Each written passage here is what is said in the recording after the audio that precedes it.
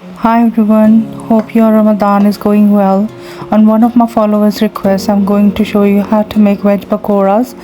I've took 3 medium-sized potatoes, 2 medium-sized onions and green chilies according to your taste. I'm using 5. Now I have finally chopped fresh coriander. I've washed it, drained the water and put this in there as well.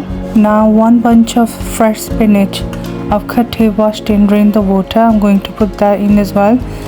Pakoras are incomplete without the fresh spinach. This is the main ingredient. Now I'm going to add gram flour. You can measure it in cups. For the starter, I'm gonna use 2 cups of gram flour. You can check if you need more, you can put more later. Now it's time to add the spices. I'm going to add 1 tablespoon of red chili powder. I'm also going to add 2 tablespoons of chili flakes. They taste really nice in the pakoras. Now I'm going to add coriander seeds, which is suka dhania.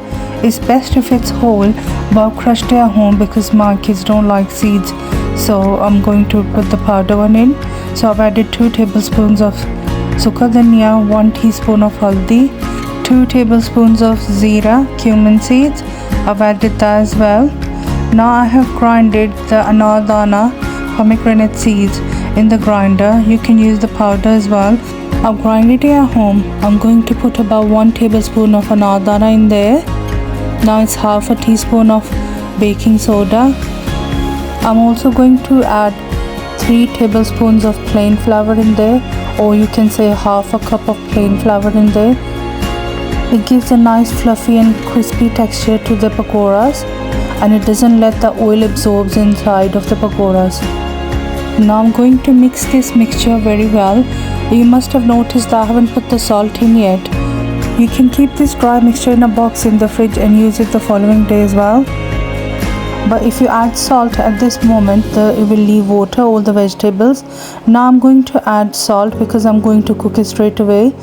If you're just preparing the mixture and not gonna use it straight away, then you should avoid putting salt and just put it at the end when you're about to fry them. I'm going to make it straight away, so I've started putting the water in. I've took 1 small cup of water and you have to add it slowly. I had to add another half a cup of besan in there. My mixture wasn't thick enough to stick together. The besan and water should be just enough to make all the mixture stick. If you put too much besan in, it's gonna taste like flour, and if you add more water, it's gonna be very runny to stick. I've heated the oil in the karai on the side. I'm using my hands to put the batter in. You can use the spoon as well, but with hands it gets a nice shape. The oil should be hot when you put the pakoras in, but it shouldn't be that hot that it starts burning from the top and doesn't cook inside properly. So like you can say on a medium flame.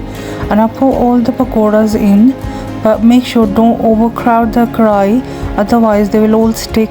You have to keep changing the sides as well, so it gets an even color and gets cooked properly from inside as well.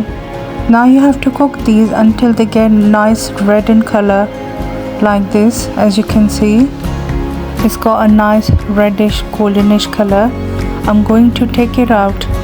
I'm using the sieve to take it out in.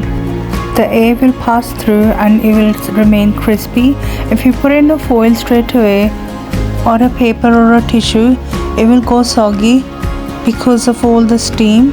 When it's gone in the sieve, the air can pass through and the pakoras will remain crispy and fluffy.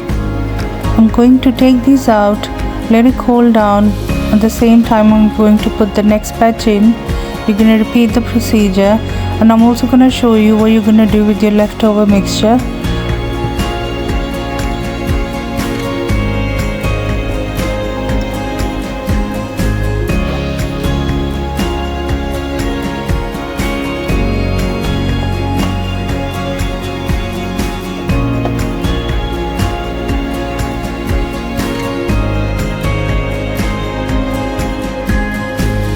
Now look how crispy they are, and look at the color. It's mouth-watering, it looks yummy. Now put my next batch in. I'm going to fry them the same way. Don't put too much in the karai and keep mixing in between to give it a nice even color. The same way I'm going to take it out in the sieve again. For one batch to get ready, it takes about 5 to 7 minutes. It depends on the flame and how hot your oil is. You have to cook it on a medium flame, not too high flame, because it wouldn't cook properly from inside otherwise. My second batch is ready as well. You can see the color, it looks nice red golden color.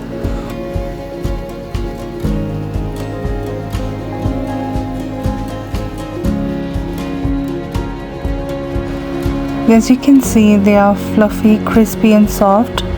They're crispy from outside and soft from inside. And as you can see, the batter is just perfect. You can see the vegetables. That's how it should be, just enough to make the mixture stick together, and you should be able to see all the vegetables. My next batch is ready as well. Look at the red color. It's given a nice color. And I'm going to take these out.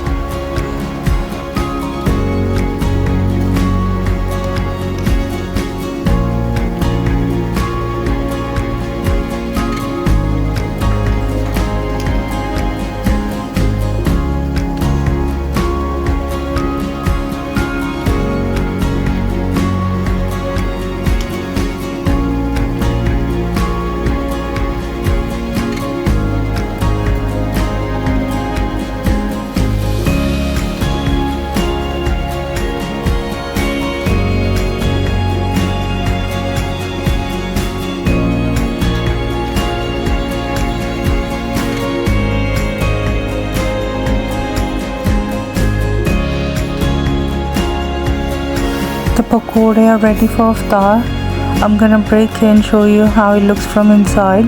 Look, we can see how crispy it is and how soft it is. It breaks off easily. You can eat it with the mint chutney. It was yummy. Now I'm going to show you how to use the leftover mixture. I've made my 3 batches of pakora and this is what's left. So I've cut the bangan or eggplant in shape of scallops. I'm going to coat the mixture on and I'm going to put it in the karai. If you don't like bangan, you can cut the potato scallops like this and coat it with this mixture and put it in the karai. It tastes very delicious, honestly. So I'm going to put these in my karai, and again make sure don't overcrowd your karai. It shouldn't stick.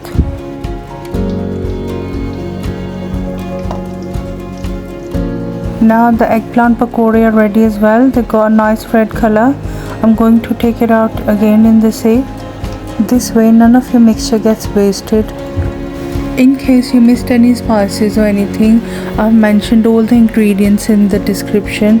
You can check the description, and if you have any questions regarding this recipe, you can let me know in the comments.